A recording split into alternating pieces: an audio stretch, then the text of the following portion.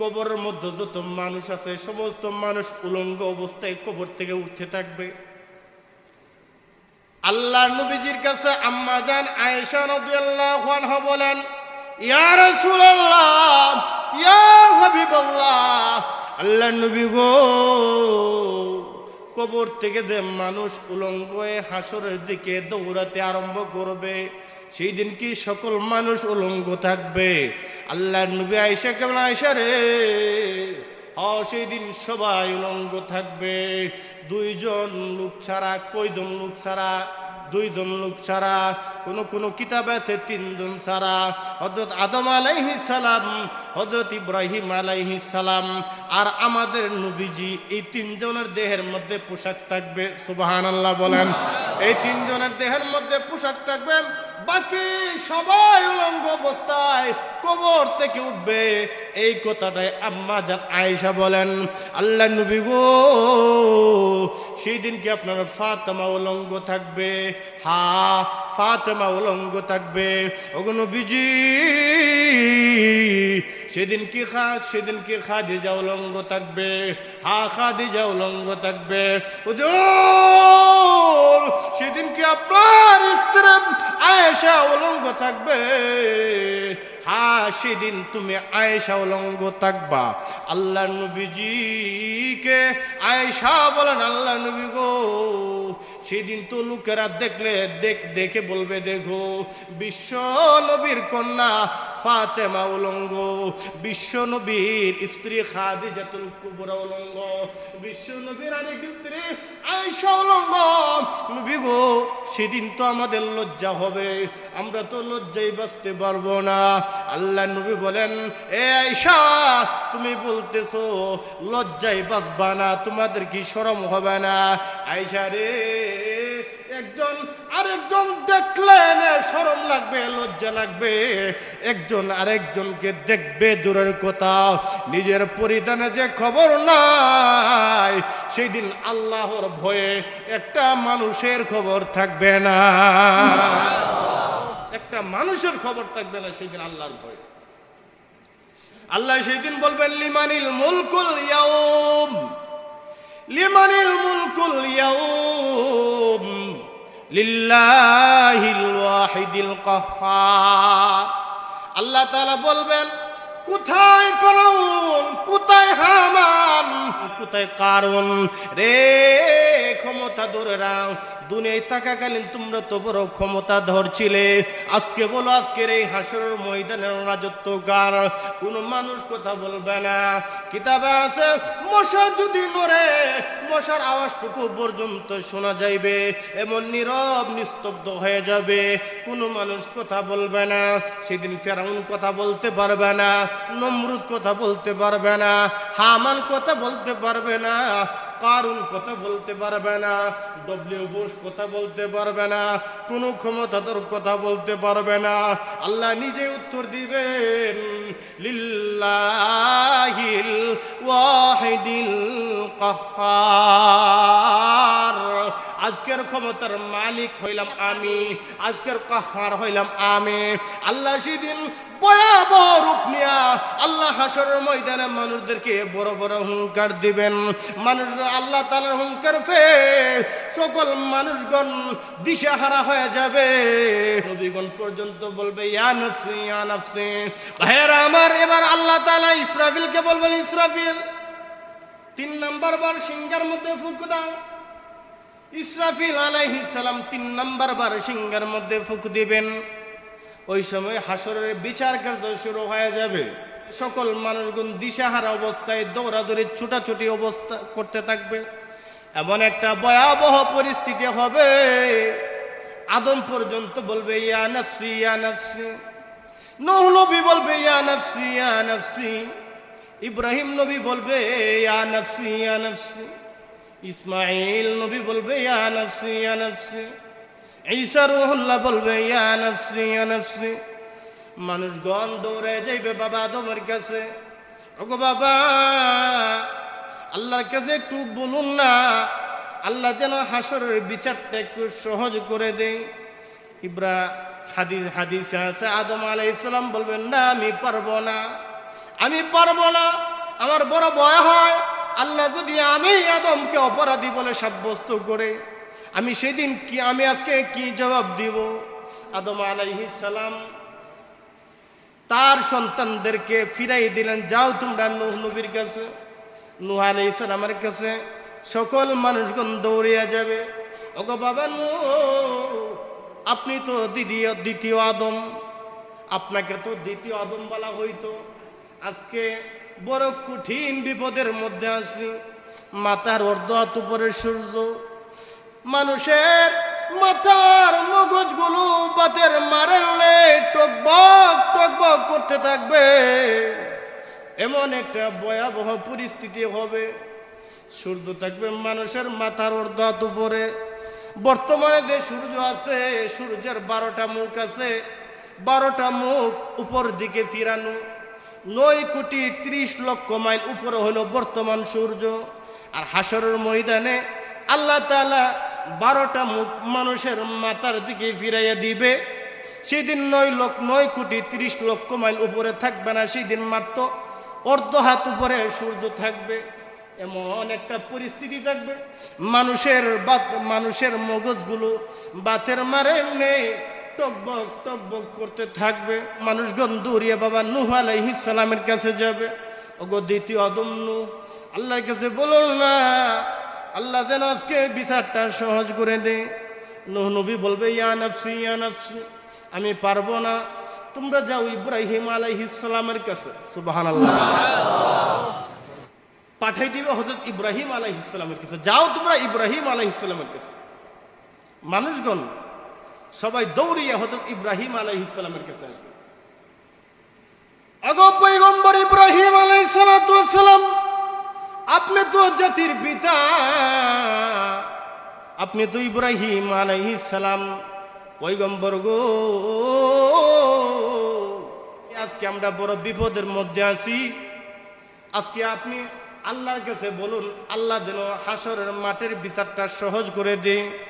ইব্রাহিম আলাইহিস সালাম বলবেন, ইয়া নাফসি ইয়া নাফসি, আমি পারবো না, তোমরা যাও ইয়াকুব নবীর কাছে। ইয়াকুব নবী একই কথা বলবেন। ইয়াকুব নবী বলবেন, তোমরা যাও ইউসুফ নবীর কাছে। ইউসুফ নবী একই কথা বলবে, আমি পারবো না, তোমরা যাও মুসা নবীর কাছে। মুসা নবী বলবে, ইয়া নাফসি ইয়া নাফসি, আমি আজকে আল্লাহর কাছে তোমাদের জন্য সুপারিশ করতে পারবো না, তোমরা যাও ঈসা রূহুল্লাহর কাছে।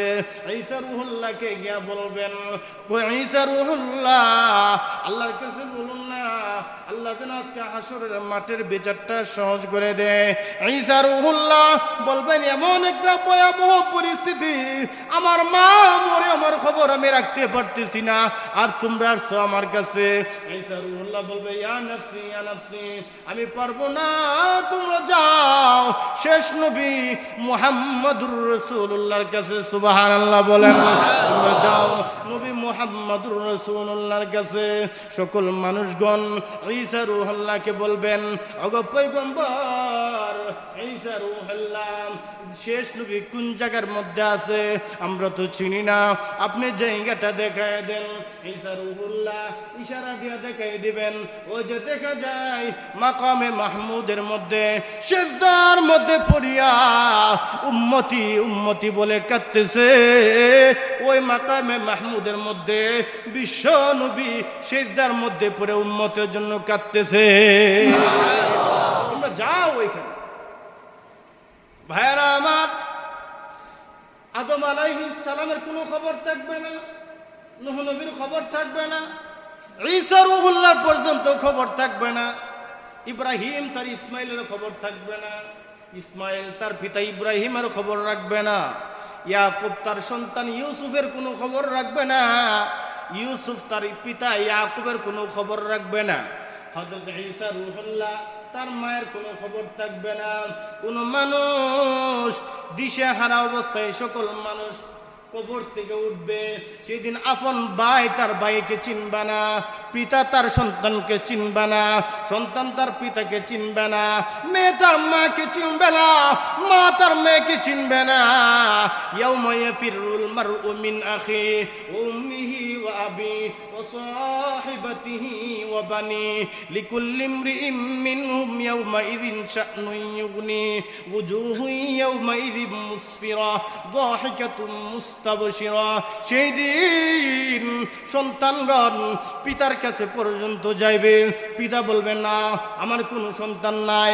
মায়ের কাছে যাইবে, না আমার কোনো বিবাহ হয়নি। ভাইয়ের কাছে যাইবে, ভাই বলবে না না আমার কোনো ভাই নাই। এমন একটা ভয়াবহ পরিস্থিতি হবে, সকল মানুষ দৌড়িয়া বিশ্ব নবীর কাছে যাইবে। সকল নবীরা বলবে ইয়া নাফসি ইয়া নাফসি, নিজের চিন্তা করবে। কিন্তু আমার নবী, আপনার নবী সেই দিন নিজের চিন্তা করবে না। নবীজি ওই যে জান্নাতি পোশাক নবীকে আল্লাহ পরাইছে, ওই পাঞ্জাবির একটা কিনারা দিয়া আল্লাহর কাছে পাঞ্জাবি দিয়া আল্লাহর কাছে বলেন আল্লাহ ও মালিক তোমার কাছে আমি ভিক্ষা চাই। আল্লাহ আদম নবী বলছে ইয়া নাফসি, আল্লাহ নূহ নবী বলছে ইয়া নাফসি, আল্লাহ ইব্রাহিম নবী বলছে ইয়া নাফসি ইয়া নাফসি। আল্লাহ আমি তো ইয়া নাফসি ইয়া নাফসি বলতে পারি না। আল্লাহ অন্যান্য নবীদের মতো আমি যদি আমার উম্মতদেরকে ভুলে যাই, আল্লাহ জাহান্নাম যেভাবে লাফাইয়া আসতেছে, আল্লাহ জাহান্নাম আমার সকল উম্মতদেরকে খেয়ে ফেলবে। আল্লাহ গো ও মালিক আমার আস্তিন দিয়ে তোমার কাছে ভিক্ষা চাই। আল্লাহ ও মালিক আমার একটা উম্মতকে তুমি জাহান্নামের আগুনে পুরাইও না। সুবহানাল্লাহ বলেন। আমার একটা উম্মতকে তুমি জাহান্নামে পুরাইও না। ওগো প্রভু আমার একটা উম্মতকে যদি তুমি জাহান্নামের আগুনে পুরাও, আল্লাহ তোমার বানানো জান্নাতে আমি যাব না। হাদিসে আছে জাহান্নাম লাফাইতে লাফাইতে লাফাইতে লাফাইতে মানুষকে খাওয়ার জন্য আসবে। 70,000 ফেরেশতা 70,000 লাগাম দিয়ে জাহান্নামকে শিকল দিয়ে বাইন্ধা রাখবে। 70,000 ফেরেশতাকে এত শক্তিশালী জাহান্নাম হাসের মতো হাত হাত করে লাফাইতে লাফাইতে জাহান্নাম আসবে মানুষদেরকে খাওয়ার জন্য। নবীজি সেই দিন সিজদার মধ্যে পইরা যাবে, আল্লাহর এমন প্রশংসা করবে আনতা আহকামুল হাকিমিন আনতা রব্বুল আরশিল আযীম আনতা খায়রুর রাযিকিন আনতা আরহামুর রাহিমিন। আল্লাহ তুমি রাজ্জাক, আল্লাহ তুমি সাত্তার, আল্লাহ তুমি গফফার, আল্লাহ তুমি রহমান। নবীজি এমন প্রশংসা করবে, আল্লাহ নবীকে বলবেন নবী গো এত প্রশংসা আপনি কোনোদিন করেননি, আজকে যে এইভাবে প্রশংসা করতেছেন কেন গো নবী? আজকে এত প্রশংসা কেন করতেছেন? নবী আবার ডাক দেবেন আল্লাহ দেখেন না কেন প্রশংসা করি? আমার উম্মতদেরকে জাহান্নাম খাওয়ার জন্য যেভাবে লাফাইয়া লাফাইয়া আসতেছে, আল্লাহ আগে তুমি তোমার জাহান্নামকে ফিরাও। আল্লাহ জিবরাইলকে বলবেন জিবরাইল আমার আরশের কিনারার মধ্যে এক পেয়ালা পানি ছিল, ও জিবরাইল যাও যাও ওই পানিটা নিয়ে আমার বন্ধুর হাতে দাও। সুবহানাল্লাহ বলে। ও জিবরাইল এই পানিটা নিয়ে আমার বন্ধুর হাতে দাও। ভাইয়ার আমার হাদিসে আছেন জিবরাইল আলাইহিস সালাতু ওয়াস সালাম আরশের এক কিনারা থেকে এক পেয়ালা পানি নিয়ে নবীজির হাতে দিবেন। জিবরাইল আলাইহিস সালাম বলবেন ওগো নবীজি ওই যে পানিটা আছে জাহান্নামের দেহের মধ্যে আপনি ছড়াইয়া ছিটাইয়া দেন। যখন জাহান্নামের দেহের মধ্যে আল্লাহর নবীজি ওই পানিটা ছড়াইয়া ছিটাইয়া দিবেন, যে জাহান্নামকে 70,000 ফেরেশতারা বাইন্ধা রাখতে পারেনি, 70,000 ফেরেশতাকে টেনে হিচড়ে সামনে নিয়ে আসছে। যে শক্তিশালী জাহান্নাম আর গ্রিম গ্রিম গ্রিম গ্রিম শব্দ করে জাহান্নাম বড় বড় হুঙ্কার ছাড়তেছে, আমার খাবার কই আমার খাবার কই। বড় বড় জিহ্বা দিয়া জাহান্নামের বিশাল বড় জিহ্বা থাকবে, জাহান্নামের দাঁত থাকবে। একটা দাঁত হলো উহুদ পাহাড়ের সমান। আল্লাহু আকবার বলেন। একটা দাঁত থাকবে উহুদ পাহাড়ের সমান, এত বিশাল বড় বড় দাঁত থাকবে। আর জিহ্বা দিয়ে বাউলাইতে থাকবে কোথায় আমার খাবার, কোথায় বেনামাজি, কোথায় বেরোজাদার, কোথায় সুদখোর, কোথায় ঘুষখোর, তোমরা আমার খাবার আসো। জাহান্নাম এভাবে বাউলাইতে থাকবে আর ফেরেশতাদেরকে টেনে হেঁচড়ে নিয়ে নিয়ে নিয়ে যাইতে থাকবে। এমন সময় জিবরাইল যখন এক পেয়ালা পানি নবীর হাতে দিবেন, নবী ওই পানিটা যখন জাহান্নামের গায়ের মধ্যে চিটাই দিবেন, শক্তিশালী জাহান্নাম ওই ফেরেশতারা যে জাহান্নামকে আটকায় রাখতে পারেনি, ওই জাহান্নামের মধ্যে যখন আল্লাহর নবীজি সামান্য পরিমাণ পানি যখন চিটাই দিছে, ওই জাহান্নাম এবার পিছনের দিকে হাঁসের মতো লাফাইতে লাফাইতে পিছনে চলে গেছে আল্লাহর নবীজি এবার আল্লাহকে বলল, আল্লাহ এটা তোমার কোন কুদরতি পানি? আল্লাহ এটা কি কোনো হাউজে কাউসারের পানি নাকি? এটা জমজমের পানি নাকি? না কোন আবে হায়াতের পানি নাকি তোমার কোন কুদরতি পানি? আল্লাহ গো এটা যেই পানির এত শক্তি, আল্লাহ যেই জাহান্নামকে শক্তিশালী 70,000 ফেরেশতারা আটকায় রাখতে পারেনি, ওই জাহান্নামের মধ্যে সামান্য পরিমাণ পানি দেওয়ার পরে জাহান্নাম পিছনে চলে গেছে। আল্লাহ এই পানির একটু শক্তি কেমন আইলো? এটা কোন পানি? আল্লাহ তখন নবীকে ডাক দিয়ে বললেন, নবী এটা কোনো জমজমের পানি না, হাউজে কাউসারের পানি না, আবে হায়াতের পানি না, আমি আল্লাহর কুদরতি পানি না, তাইলে কোন পানি গো, কোন পানি? এবার আল্লাহ তাআলা নবীকে বলবেন, নবী এটা হইল আপনার যেই সমস্ত উম্মতরা আমি আল্লাহর ভয়ে গুনার কথা স্মরণ করিয়া জাহান্নামের কথা স্মরণ করিয়া শেষ রাতে তাহাজ্জুদের নামাজের সময় চোখের 2টা ফোঁটা পানি ফালাইছে আর আল্লাহকে বলছে, আল্লাহ গুনাহ করেছি, অন্যায় করেছি, অপরাধ করেছি, আল্লাহ তুমি আমাকে ক্ষমা করে দাও। আল্লাহ সমস্ত মানুষ ঘুমের মধ্যে নিমজ্জিত, আল্লাহ তোমার এই বান্দাটাকে কিন্তু এখনো ঘুমায়নি। আয় আল্লাহ তাআলা ইচ্ছে করলাম আমি এই কম্বলের ভিতরে ঘুমাই থাকতে পারতাম, আল্লাহ ঠান্ডা পানি দিয়ে উযু করিয়া তোমার কুদরতি কদমে আমি সিজদা দিয়েছি। আল্লাহ গো আমি বড় অপরাধী, আমি বড় জালিম, আমি বড় পাপিষ্ঠ। আল্লাহ আমি যে গুনাহ করেছি পৃথিবীর কোনো মানুষ না দেখলো কিন্তু তুমি দেখছো। আল্লাহ অন্ধকার রুমের ভিতরে মোবাইলের গুনাহ কত গুনাহ আছে, সমস্ত গুনাহ আমি করেছি, আল্লাহ গো তুমি আমাকে ক্ষমা করে দাও। তখন আল্লাহ তাআলা নবীকে বললেন, নবী আপনার ওই সমস্ত গুনাহগার উম্মত যখন গভীর রাত্রে কোনো মানুষ দেখে নাই, এই যে তাহাজ্জুদের নামাজ পড়া আমি আল্লাহর ভয়ে তাহাজ্জুদের 2 রাকাত নামাজ পড়িয়া আমি আল্লাহর ভয়ে যে 2টা চোখের ফোঁটা পানি যখন ফালাইছে ওই পানিটা আমি আল্লাহ তাআলা বলছি, জিবরাইল ওই পানিটা ধইরা রাখ, ওই পানিটা ধইরা রাখ, ওরে জিবরাইল ভবিষ্যতে কাজে আসবে। নবী গো এটা কোনো হাউজে কাউসারের পানি না, এটা জমজমের পানি না, আবে হায়াতের পানি না, এটা হলো আপনার গুনাহগার উম্মতের চোখের পানি।